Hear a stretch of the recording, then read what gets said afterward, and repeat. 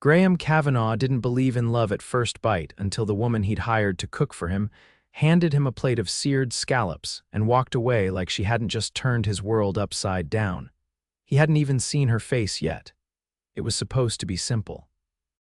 He was the CEO of Cavanaugh Media Group, juggling mergers in Tokyo and client dinners in Milan.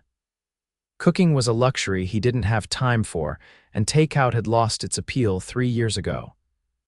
So when his assistant suggested a private chef service just for convenience, she'd said he signed the contract without a second thought. He didn't expect the private chef to be a woman with a soft southern voice, a stubborn streak, and a laugh that somehow made the penthouse feel less like a skyscraper and more like a home. He didn't expect Georgia Langston. The first night he met her, she was in his kitchen, barefoot in white sneakers, plating duck confit like it was no big deal. "You're the chef?" Graham asked, leaning against the marble island, arms crossed. She looked up, blinking. "Last I checked," he raised a brow. "I thought they were sending someone more." "Male," she cut in. "Old French," he paused. "Experienced," she gave a small shrug, totally unbothered. "I've worked in kitchens since I was 16, private clients since 22. I'm 28 now, you do the math." He couldn't stop staring. That voice, that face, the way she wiped her hands on a towel and didn't look the least bit intimidated by his tailored Tom Ford suit or the fact that they were standing in a penthouse that overlooked the Manhattan skyline. "I don't do small talk," he said flatly. "Good," she replied. "I don't do flattery." The next morning she was back, and the morning after that, 3 days turned into a week. She came and went like clockwork, never lingering, always cooking like her life depended on it. Her food was ridiculous, rich, warm, layered. Like she understood things about flavor he didn't even know could exist. He didn't ask questions. Just ate what she made and tried not to notice the way her curls bounced when she laughed at her own bad jokes. On day 10, he found her dancing in his kitchen. Not a slow sway. Full-on dancing with a whisk in one hand and her phone playing some old jazz tune. "You always do that when no one's watching?" he asked, surprising her. She turned bright red. "You weren't supposed to be home yet." "I canceled my meeting," she raised a brow. "Why?" He didn't answer. Instead, he walked over, picked up a spoon off the counter and tasted the sauce she'd been working on. "This is insane." "Thanks." He set the spoon down, eyes still on hers. "You're not what I expected," she smiled, but it didn't reach her eyes. "Neither are you." He didn't ask what she meant. By the end of week 2, he knew he was in trouble. He started coming home early just to catch her still in the kitchen. He started asking about her day. Started noticing little things, how she always hummed while chopping herbs, how she only wore silver rings, how she never once asked about his job or his money. It was refreshing and annoying because Graham didn't do feelings, he did contracts, deadlines, efficiency. He didn't do sleepless nights wondering what a woman liked to do on weekends or if she was seeing anyone. He tried to shake it off. She was just a chef, one he'd hired, one who made the most incredible steak tartare he'd ever tasted. Nothing more until the night he walked in and saw her crying. She was seated on one of the bar stools, her back to him, wiping her face quickly with the sleeve of her denim shirt. "Georgia," she jumped. "I didn't hear you come in." He stared. "What happened?" "Nothing, sorry." "I'll get out of your way." She started to stand, but he moved in front of her, gently pressing a hand to her shoulder. "Sit." She hesitated, then sat back down. He grabbed 2 glasses, poured whiskey into both, and handed her one. She didn't take it. "I can't drink on the job." "Screw the job," he said. "What's wrong?" She looked away. "It's personal." "I figured." A beat passed, then another. Finally, she whispered, "My landlord's raising the rent again, and my car needs a new transmission. I'm barely covering bills as it is." He blinked. "You're working for me. I charge a flat rate. I cook for 6 clients a week. You're just one of them." That hit harder than it should have. He stepped back, took a sip of his drink. "I can help." "No, it's not charity. It is." "No," he said, voice low. "It's gratitude for the meals. For showing up. For making this place feel like something other than a glass box." She looked up slowly, eyes locking with his. He added, "Let me help." She shook her head. "You're used to people saying yes to you, aren't you?" He didn't answer. She stood, wiped her face again, and picked up her bag. "Thanks for the drink. I'll see you tomorrow." But she didn't show up the next day or the day after. On the third day, he snapped at his assistant, canceled his meetings, and actually tried to cook himself. It was a disaster. He called the agency. They told him she'd taken a break, no forwarding contact, no explanation. He didn't know why it bothered him so much. Until he found himself standing outside a tiny walk-up in Brooklyn, holding a bag from the best bakery in Manhattan and feeling like an idiot. He knocked. Then again, the door cracked open. She looked surprised, tired, beautiful. "What are you doing here? You disappeared." "I needed time. You could have said something. You're my client. I don't want to be your client." That stopped her. He stepped forward. "I don't want you to cook for me. I want you to talk to me, eat with me, spend time with me, Graham." "I don't know what this is," he said, "but I haven't stopped thinking about you since the second you walked into my kitchen." She stared at him for a long moment. Then finally, she opened the door wider and said, "Come in." Graham didn't sit on mismatched couches. He didn't drink coffee from chipped mugs or listen to records that hissed before they played. And yet, he'd been in Georgia's apartment for less than 10 minutes and was doing all three without complaint. The space was small but warm. A worn bookshelf leaned under the weight of cookbooks and second-hand novels. A vine trailed down from a cracked terracotta pot. An ancient orange cat blinked at him from the windowsill like it was deciding whether to tolerate his presence. Georgia poured water into a kettle and set it on the stove, her back to him. "You didn't come all this way for small talk." "I didn't come here expecting anything," he said. "But I'm not leaving until we're honest." She turned, arms crossed. "About what?" "About whatever this is," she exhaled. "You're used to control. I'm not something you can schedule." He nodded once. "Fair, but I'm not here to control you. I'm here because I haven't been able to think straight since the night you left. I needed space. I gave you space. You showed up at my apartment. 3 days later," her jaw tightened. "And now what? You want to date me? Take me to some restaurant where the waiters stand straighter for you?" "No," he said. "I want to know who you are when you're not in my kitchen." She hesitated, then sat across from him, pulling her knees up to the edge of the armchair.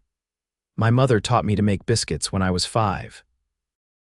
I burnt them. She made me eat one anyway to learn humility." He leaned forward. "That sounds like her.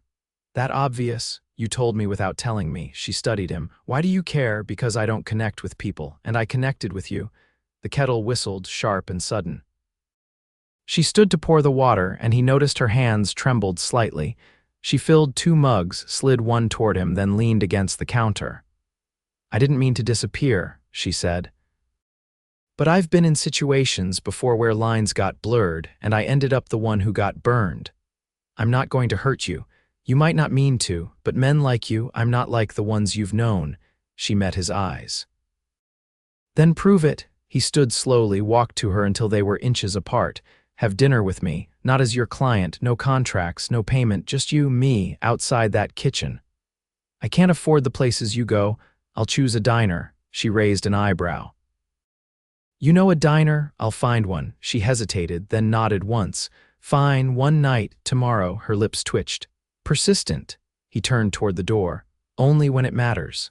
The next evening, Graham waited outside a narrow corner restaurant in the East Village. It had a neon sign and a menu taped to the window. He hadn't eaten anywhere without a reservation in years. Georgia arrived 5 minutes late, hair pulled back, wearing a navy peacoat and boots that had seen better days. She looked at the place, then him. "You really meant it?" "I don't bluff." Inside, they sat at a booth with cracked vinyl seats. A waitress with pink nails dropped off 2 laminated menus. Georgia glanced around. "This place is older than both of us combined." "Good." She scanned the options. "I can't decide if you're trying to impress me or humble yourself." "Both." She laughed softly, then caught herself. "Don't do that." "What? Make me like you?" He leaned in. "You already do." The food came fast, greasy, and perfect. Georgia ordered pancakes. Graham surprised himself by finishing a burger and half her fries. He paid without asking, leaving a $100 bill on the table. She rolled her eyes but didn't argue. They walked under the streetlights afterward, silent for a while. Then she asked, "What was your first job?" "Stocking files in a newsroom. My father owned it." He said if I wanted to speak in meetings, I had to earn the right. Did you? Eventually, she nodded. You ever fail at anything? Yes. And I don't talk about it. She didn't push. They reached her block. She stopped at the corner, looking up at him. This was nice, she said, agreed, but I should go. Let me walk you up. She hesitated. One step at a time, remember, he stepped back. Right. She lingered, then leaned in and kissed his cheek, barely a breath against his skin. Thanks for not being who I thought you were. And just like that, she disappeared behind the door. Graham stood there a moment longer, heart uncharacteristically unsettled. The next morning, he opened his front door to find a white box tied with twine. Inside, a still warm cinnamon roll and a handwritten note.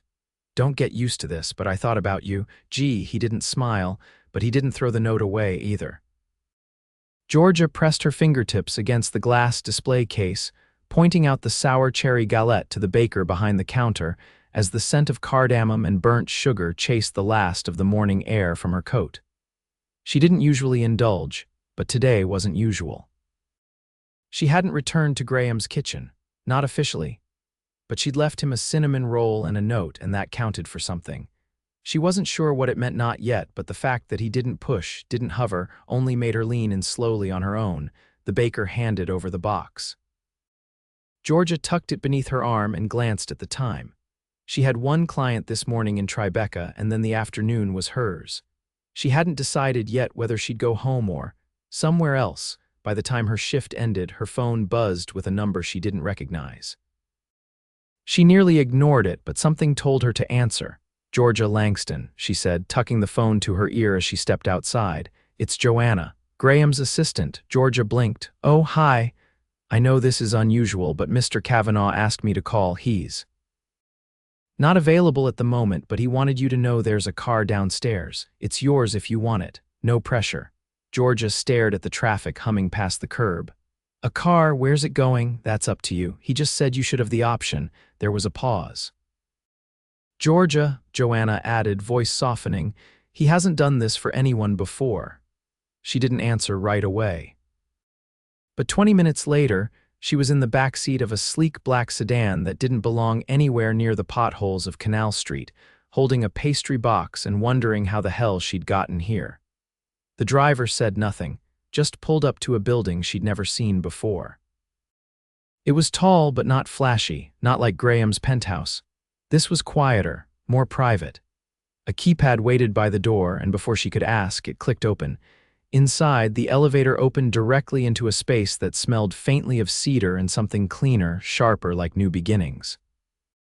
Graham stood near the windows, sleeves rolled, tie gone, his hair slightly mussed like he'd run a hand through it one too many times. He didn't turn right away. I didn't expect you to come, he said. I wasn't planning to. What changed? I wanted to know what this place was.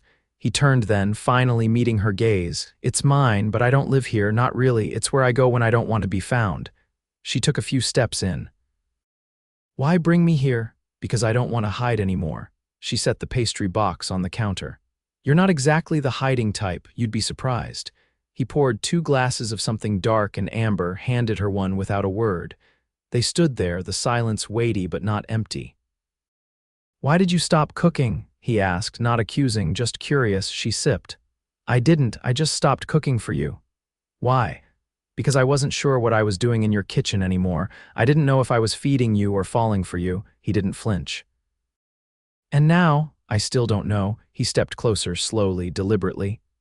Then let me make one thing very clear. She tilted her chin up, eyes steady. I don't care if you ever cook for me again, he said, but I want you in my life, not as a service, not as a transaction. As a person I can't stop thinking about. She didn't back away.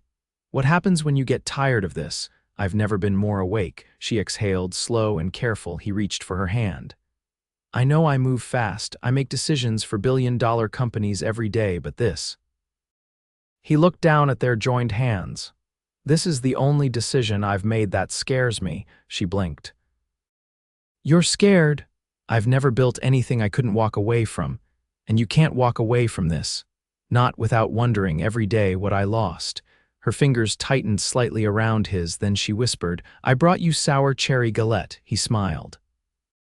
Not the polite kind people gave at board meetings. A real one, small, worn, and entirely her fault.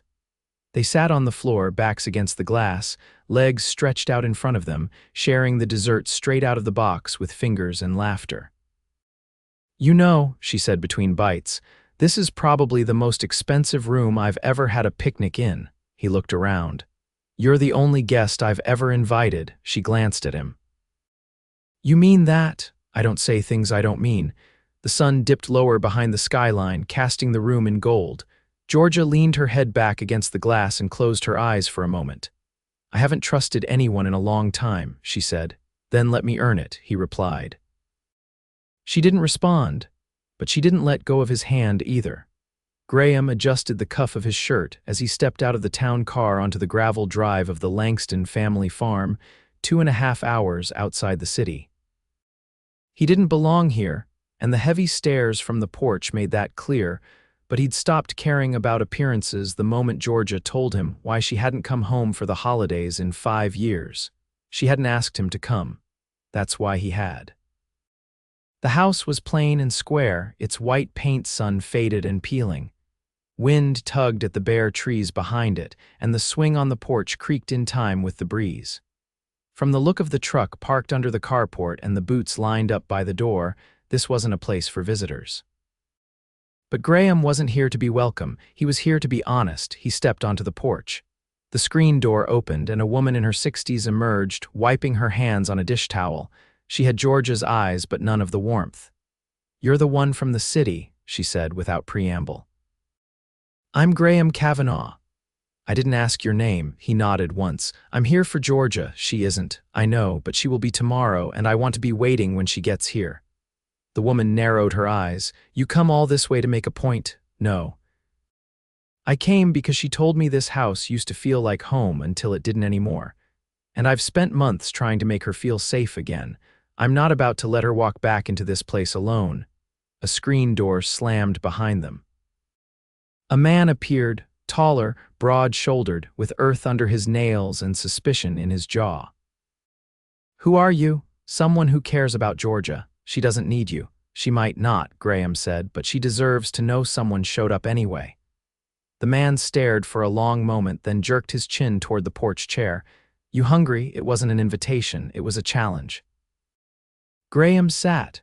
By the time Georgia arrived the next afternoon, her rental car crunching up the drive in the blue dusk, Graham was helping her mother string lights across the picket fence. Sleeves rolled, hands scratched from the brambles he'd helped trim that morning. She climbed out of the car slowly, expression unreadable. "You're here." "I am, for me." "Yes," her throat worked as she swallowed. "You didn't have to, I know." She walked closer until the distance between them was nothing but breath. "You met my family." "I did. And they're complicated, but they love you, even if they don't know how to show it." Her eyes filled, but she didn't look away. "What do you want from me, Graham?" "Nothing," he said, "unless you're willing to give me something." "Like what?" "A life." "One with you in it," she exhaled shakily. "You're serious?" "I bought a building in Brooklyn," her brow furrowed. "What? 4 floors.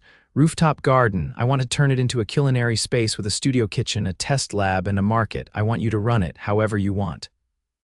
"No strings." She stared, stunned. "Why are you doing this?" "Because you belong somewhere you don't have to fight for air, somewhere your ideas matter, somewhere you don't have to prove your worth every time you walk into a room." She covered her mouth with her hand. He stepped forward. "And I want to wake up next to the woman who makes the world taste like more." The tears slipped free, but she didn't look away.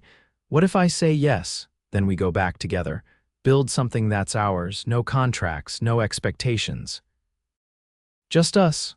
Her laughter broke through the tears, soft and amazed. "You're ridiculous, I know. Do I get to name the rooftop garden?" He reached for her hand. "Only if you plant the first seed."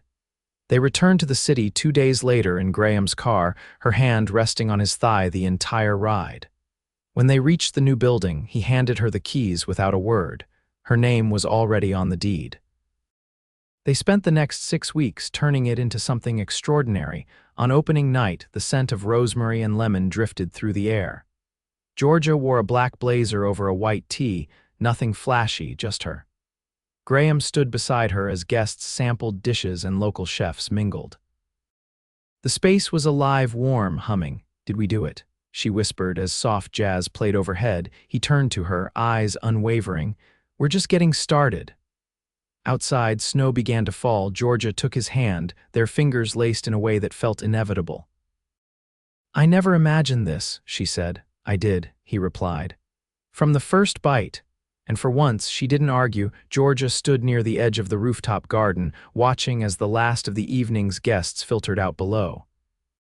Strings of amber lights flickered above her, draped between steel beams and trellised vines that had just begun to bloom. Dozens of planters lined the stone path, some overflowing with herbs, others still waiting for the spring sun to coax life from the soil. Behind her, the glass-paneled doors to the kitchen swung closed, and the soft hum of laughter faded into quiet. She took a breath and turned as Graham stepped outside, his jacket slung over one shoulder, his expression unreadable. "They loved it," he said, his voice low. Georgia nodded. "It still doesn't feel real, all of this." "It is," she looked at him, chin tilted. "So now what? The space is open, the programs are full, the waitlist stretches through fall. Do we just slip into normal life now?" He moved closer, his eyes never leaving hers. "I didn't start this because I wanted normal." "I know," she said, "but I didn't expect it to feel this big, like everything changed overnight." He reached out and tucked a strand of hair behind her ear. "That's because it did." She hesitated, then asked, "Are you scared?" "Terrified," he replied, "but I'd rather be terrified with you than fearless without you." She laughed softly, but it didn't carry the usual distance. "I used to think people like you lived in glass towers and didn't come down. I used to think people like you didn't need anyone." His hand found hers. She studied their fingers. "I keep waiting for something to go wrong." "It already did," he said. "You walked out of my life once." "I'm not letting that happen again. You're serious about this?" "I'm serious about you." Her voice was barely a whisper. "Then ask me." He blinked, caught off guard. "Ask you what?" "Whatever it is you've been carrying in that inside pocket of your jacket for the past 3 weeks. He paused, then slowly reached into the sleek lining and pulled out a narrow velvet box. He didn't open it immediately. Instead, he took both of her hands in his, grounding them. "You once told me you don't trust easily," he began. "And I've spent every day since learning the weight of that. I don't want to be another person who took from you and gave nothing back. I want to build something with you that no one else could, not just this space, a life, a real one." So Georgia Langston, she cut him off with a sharp inhale as he finally flicked open the box. Inside sat a ring unlike anything she'd ever seen. It wasn't flashy or oversized, it was elegant and deliberate like him. "Will you marry me?" he finished, voice unwavering. Tears slid down her cheeks, but she didn't step back. Instead, she said, "Only if we do it our way." "No other way exists," she nodded, eyes shining. "Then yes." They didn't go back inside. They stayed on the rooftop, the city sprawling below them, her head resting against his chest as the wind wrapped around them and the lights blinked above like stars that had decided to come a little closer. 3 months later, they were married in a quiet ceremony inside the studio kitchen. There were no photographers, no press, no guest list longer than 20.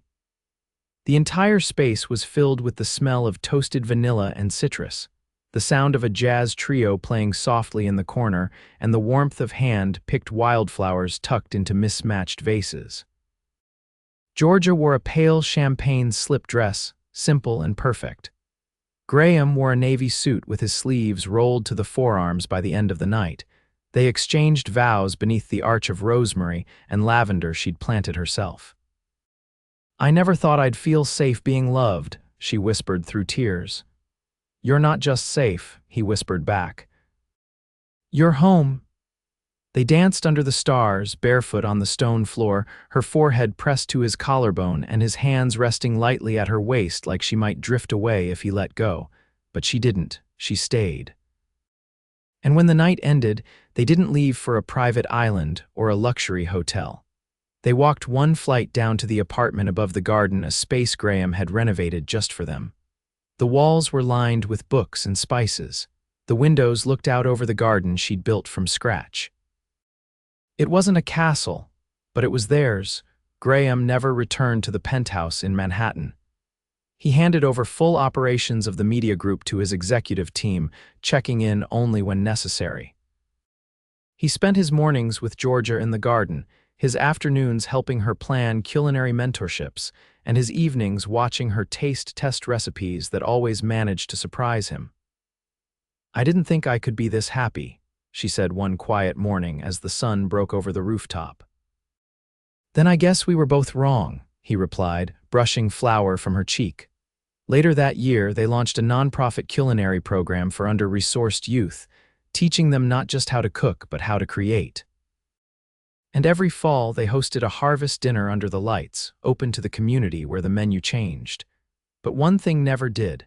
At the end of the night, Georgia would stand beside Graham, raise a glass, and toast to the one truth they'd both learned the hard way. That love wasn't always loud, but when it was right, it changed everything.